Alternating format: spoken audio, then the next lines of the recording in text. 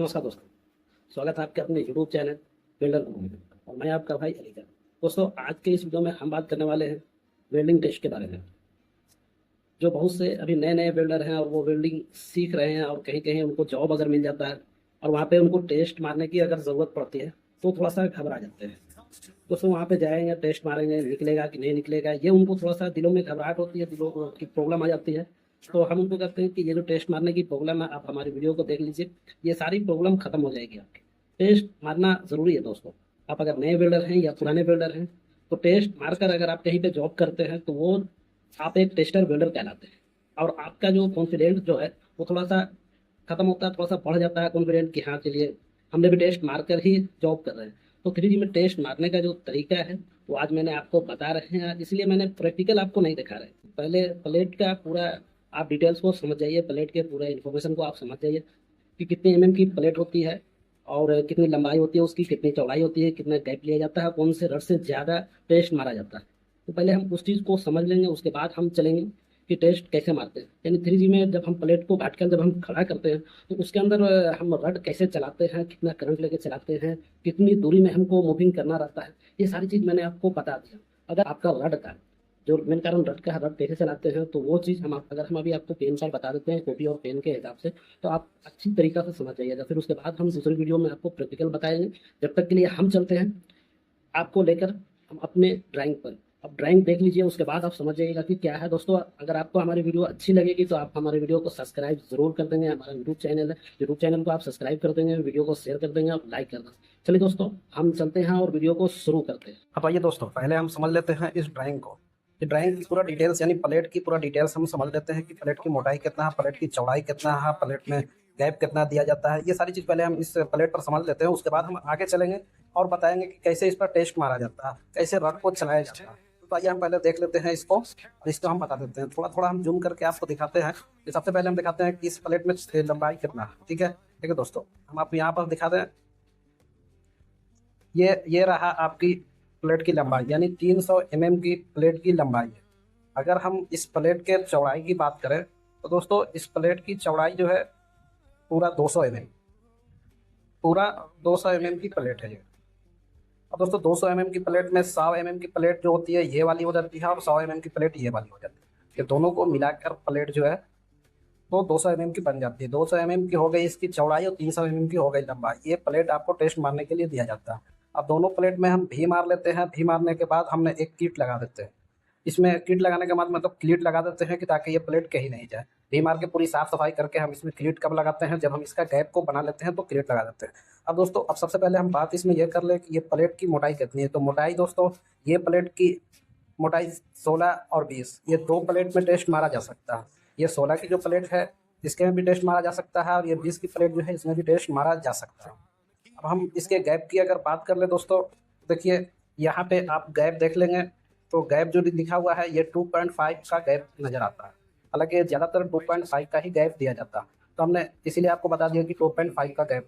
Gap कौन से gap की बात करेंगे हम, तो ये दोनों प्लेट जो झुकी हुई है, जो इसके बीच में गैप है, जो प्लेट यहाँ से आई हुई है, एक प्लेट इधर से आई है, एक प्लेट जो इधर से आई हुई है, वो प्लेट के बीच वाला जो हिस्सा है उसको हम गैप बोलते हैं। तो गैप कितना रखेंगे हम, तो 2.5 का गैप रखेंगे। अब ये गैप बनेगा कैसे दोस्तों, तो इस गैप को बनाने के लिए हम 2.5 का रख लेंगे और उस पर का जो कोटेन मसाला होता है उसको हम हटा देंगे। हटाने के बाद वो सिर्फ लोहे का जो मेटल रहेगा, उस मेटल को हमने रड को बाइंड करके यू टाइप का बनाएंगे। यू टाइप का बनाने के बाद दोस्तों एक मुंह जो है हम यहाँ पे डालेंगे अंदर और एक मुंह हम यहाँ पे डालेंगे अंदर।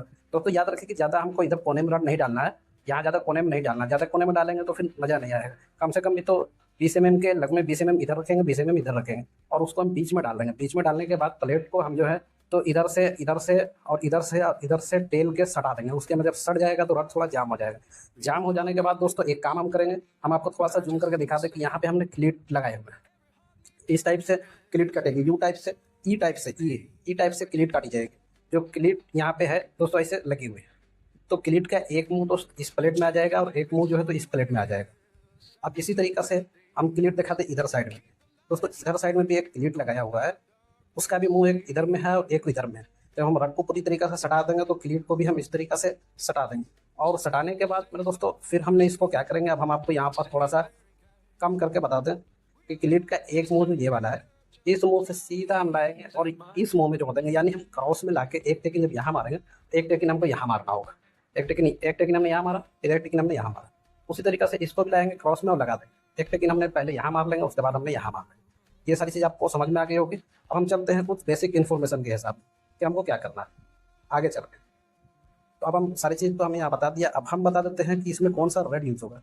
तो रड के लिए मैंने आपको रखे हुए, ऐसे आपको नज़र आता होगा दोस्तों, या यार जूम में नज़र नहीं आता तो हम आपको बता दें। अभी के लिए हम यहाँ पे थोड़ा सा मार्क कर देते हैं कि E7018 और साइज़ जो रहेगा, ये नंबर का रड है E7018 और ये जो साइज़ रहेगा वो रहेगा 315 यानी 3.15 के साइज़ में रहेगा। अगर आपको जूम में समझ जाएगा तो थोड़ा सा हम इसको कम कर देते हैं और कम करके हम दिखा देते हैं दोस्तों कि ये E7018 का जो नंबर रहेगा वो रड का नंबर रहेगा और साइज़ जो रहेगा यहाँ पे है 3.15 का साइज़ रहेगा। अब हम अगर इसके मशीन के करंट की बात करें तो जहाँ तक का हमारा एक्सपीरियंस है दोस्तों, हम अपने एक्सपीरियंस में इसको 85 के ऊपर मारते हैं। आपको जैसा करंट समझ में आए वैसा मारिएगा। आप अपनी मशीन को देख लेंगे कि कितना करंट दे रहा है, कम दे रहा है या बेसी दे रहा है, तो 5 पॉइंट आगे या 5.5। लेकिन इस रड के लिए, यानी इस साइज़ के रड के लिए ये जो है 85 का करंट ये बेस्ट होता है, थोड़ा अच्छा लगता है। और ये रड इस नंबर के लिए, ये साइज़ के लिए ये करंट बेस्ट होता है। इसीलिए हम तो इतना बार मारते हैं, आप अपने हिसाब से मिला लीजिएगा और कर लीजिएगा। तो दोस्तों अब हम चलते हैं कि इस पर वेल्डिंग कैसे मारते हैं। चलिए आगे देखते हैं और वेल्डिंग कैसे। तो चलिए अब शुरू करते हैं। आपको वेल्डिंग कैसे मारना, टेस्ट कैसे मारना उसको हम दिखाते हैं आपको। सबसे पहले हम इस प्लेट को क्या करेंगे कि पार्टिकल की होल में खड़ा कर देंगे। पार्टिकल में जब ये खड़ा हो जाएगा, पूरा फिक्स हो जाएगा, तो सबसे पहले हम क्या करेंगे कि मशीन के करंट को करेंगे 85 पर।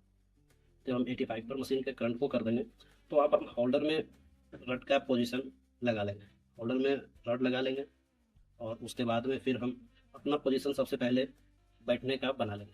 जब हम पूरा पोजीशन बैठ के बना लेंगे उसके बाद में तब हमने वेल्डिंग को चालू करेंगे। हेल्पर हमारे साथ में रहेगा। उसके बाद में मैं फिर अब रड को यहाँ रखा पार्टिकल में, इधर से चालू करें या तो फिर हम इधर से चालू करें। फिर जब हम चालू करेंगे ऐसे करके रड को जब हम जलाएंगे तो यहाँ से लेंगे ऐसे, तो यहाँ से लेंगे ऐसे, ये मिल जाएगा तो रड हमारा जलता रहेगा। अब जो हमारा चाल रहेगा वो इसी तरीके से रहेगा। इसमें इतने दोनों तरफ फिर ज़्यादा ऊपर नहीं करना है, तो थोड़ा थोड़ा थोड़ा थोड़ा करते करते, लेकिन हमको रड को ऊपर की ओर लेके जाना है, रोकना नहीं है।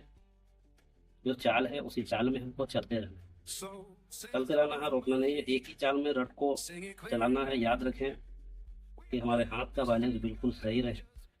अब बैठने का बैलेंस सबसे पहले हमको बना लेना है। तो इस तरीके से रड को लेके चलते रहना है, रोकना नहीं है। ऐसा है कि रड जलते जलते थोड़ा गर्म होता है। जब इधर में इतना आ गया और गर्म होता है तो थोड़ा सा रड की स्पीड को और बढ़ा देंगे और जो हम मेल करेंगे वो थोड़ा नज़दीक में करेंगे। मान लिया हमारा रड यहाँ पर बिल्कुल ख़त्म हो गया। अक्सर होता है इतना पर आते आते रड ख़त्म हो जाता है, तो हम इस रड को ऐसे करके ऐसे उठा लेंगे। अब दोस्तों हमको दूसरा रड फंसाना है। तो दूसरा रड फंसाने से पहले हम क्या करेंगे कि ये इतना दूर का जो माल है इसको हम अच्छी तरीक़ा से पूरा सफाई कर लेंगे।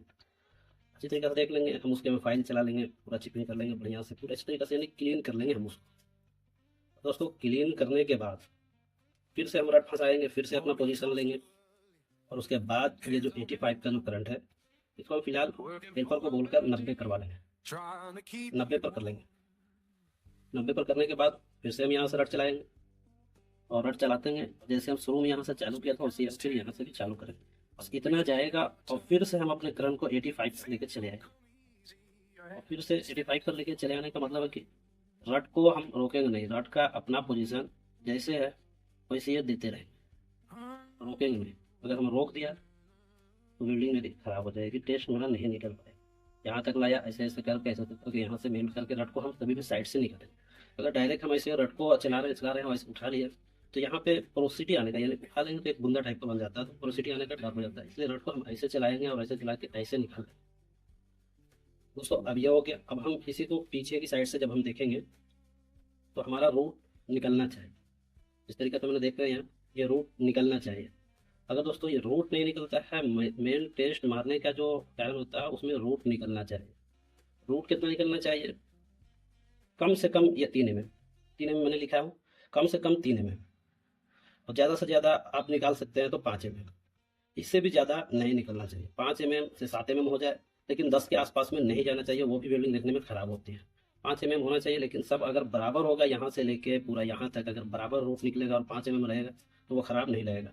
अब बराबर कैसे रहेगा, जब हम उधर से साइड से जब हम पूरा क्लीन रड को चलाएंगे तो होगा। इसमें हाइट होनी चाहिए, हाइट जो है होना चाहिए, या 3 mm की हाइट हो या 5 mm की हाइट होना चाहिए। और हम बराबर कैसे रखेंगे, जब ये चीज़ को हम बराबर चलाएं ऐसे ऐसे। तो जब हम रूट मार लेते हैं, जब हम पूरा क्लीन हो जाता है, तो रूट के बाद हॉट पॉट का एक और लेयर चढ़ाते हैं। इसके में हम रड को कम से कम 90 पर ही रखेंगे। अपने करंट को सेट करके देख लेंगे, हम तो 90 पर ही रखते हैं।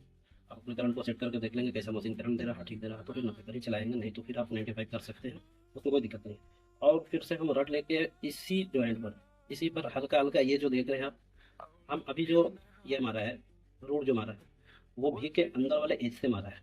अंदर वाले एज से हम हल्का सा यहाँ से लेंगे, यहाँ से लेंगे, हल्का सा लेंगे, थोड़ा सा लेंगे, और इसी पर ऐसे ऐसे थोड़ी सी स्पीड बना के हॉटपॉट में थोड़ी सी स्पीड बना के हम चढ़ाते रहेंगे। ऐसे ऐसे हॉटपॉट हम चढ़ाते, याद रखें कि हॉटपॉट को दोनों तरफ मेल होकर पूरा मिलाना है। ऐसा नहीं कि हम स्पीड में रड चला रहे हैं और मिले नहीं। फिर से लेंगे हम यही पास से इसी करंट में और हम चलते रहें। इससे क्या होता है कि जो भी हमको रूट मारने में कम बेसी होता है या कुछ होता है वो बराबर हो जाता है। हॉटपॉट का अगर ऑप्शन मिलता है तो आप हॉटपॉट चढ़ा दें, उससे अच्छा रखता है। अगर हॉटपॉट नहीं मिलता है तो आप मत चढ़ाएं। दोस्तों ये था आपके रूट का। तो दोस्तों ये था वेल्डिंग टेस्ट मारने का रियल तरीका। दोस्तों अगर आपको ये वीडियो पसंद आई हो तो वीडियो को लाइक करें, शेयर करें और हमारे यूट्यूब चैनल को सब्सक्राइब जरूर कर लें दोस्तों, ताकि आपको अगले वीडियो आने तक हमारा नोटिफिकेशन ज़्यादा रहे। उसके लिए आप बेल आइकन को भी जरूर दबा दें दोस्तों, क्योंकि हम लाते रहते हैं वेल्डिंग से जुड़ी ऐसी ही वीडियो, और आप सीखते रहें और हम आपको वीडियो देते रहें। दोस्तों चलिए मिलते हैं अगली वीडियो के